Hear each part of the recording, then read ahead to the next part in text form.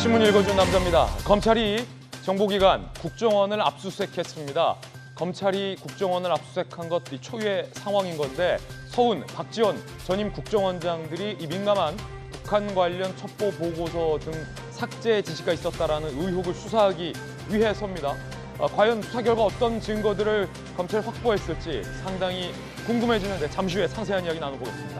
오늘 조간신문 4가지 키워드 준비되어 있습니다. 먼저 첫 번째 키워드부터 공개하겠습니다. 첫 번째 키워드는 바로 이겁니다. 빅스텝. 많은 국민들이 금리가 오를 때마다 깜짝깜짝 놀랄 것 같은데 하는 이 초유의 빅스텝을 가졌습니다. 얼마나 빅스텝이었냐면 한 이 정도 되는 것 같습니다. 동아일보입니다.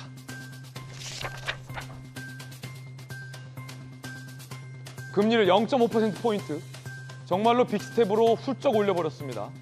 이렇게 되면 물가는 조금 잡힐 수는 있습니다만 대출을 받아서 집을 산 분들이나 사업 때문에 가계이자가 많은 분들은 당장 부담스럽습니다. 가계이자가 7조입니다. 바로 영끌족 자영업자는 눈앞이 깜깜하다. 금리 인상 시작이 작년 8월부터였으니까 대출을 내고 하는데 그 대출 금리가 느니까 계속해서 이자 부담이 늘어가고 있다는 겁니다. 대출 이자 부담 24조 가까이 불었다는 겁니다. 1인당 연 112만 원 평균 더 부담을 해야 한다고 하니까 이 월급쟁이들 입장에선 부담스러울 수밖에 없죠. 전세 자금을 4억 빌린 한 30대 가장은요. 올해 초에만 하더라도 이자를 한 80만 원 내야 되는데 지금 한 130만 원 내게 생겼다라고 정말이지 곡소리를 냈습니다. 물가 잡는 거 중요한데 이렇게 빅스텝이 돼버리면 가계이자 부담도 좀 생각해줘야 될 것 같습니다. 이어서 두 번째 키워드 살펴보시죠. 두 번째 키워드 이겁니다. 반인륜. 용산 대통령실이 입장을 냈는데 문재인 정부에 있었던 탈북 어민 강제 북송에 대해서 강도 높은 비판을 했습니다. 한국일보입니다.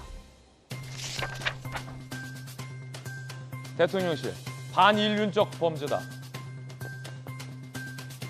강제 북송은 헌법 위반이다. 정부 차원의 고강도 조사하겠다라고 윤석열 정부가 밝혔습니다. 이에 대해서 민주당은 16명을 살해한 흉악범이다 라고 주장하고 있습니다.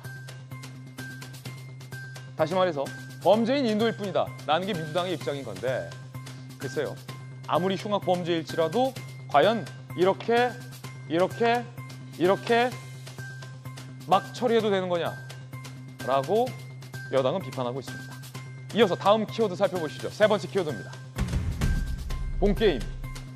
한겨레 신문이 쓰고 있는 기사인데 상당히 흥미롭습니다. 어떤 게임일까요? 8면입니다. 이준석 당대표를 몰아냈다라고 한겨레 신문은 생각하고 있는 것 같습니다.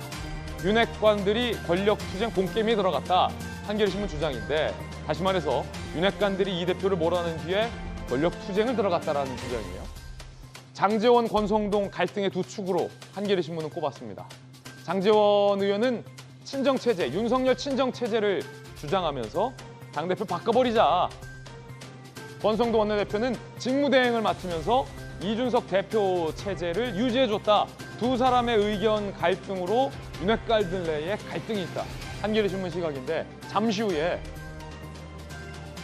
윤핵관 스튜디오에 모셔서 이 갈등 사실인지 물어보겠습니다. 이어서 다음 키워드입니다. 네 번째 키워드는 4차. 조선일보 2면 기사입니다. 50대도 4차 접종 맞아야 한다. 거리 두기는 안 한다. 정부의 코로나 방역 대책이 어제 발표됐죠. 60대에 이어서 50대도 4차 접종. 그런데 4차 백신 접종을 두고 국민들 사이에서 말이 많습니다. 3차까지 맞았는데도 코로나 걸렸는데 4차 백신 또 맞아야 하나? 그럼 백신 부작용은 어떡하나? 라는 이야기들 설왕설래합니다. 그 가운데 윤석열 대통령이 4차 접종을 했습니다. 4차 접종 국민 협조를 당부했습니다. 하지만 또 방역당국에서는 백신의 유효 기간, 백신의 항체 형성 유효 기간을 얘기합니다. 6개월 지나면 또 맞아줘야 한다는 겁니다. 여러분도 어떻게 생각하십니까? 지금까지 신문 읽어주는 남자였습니다.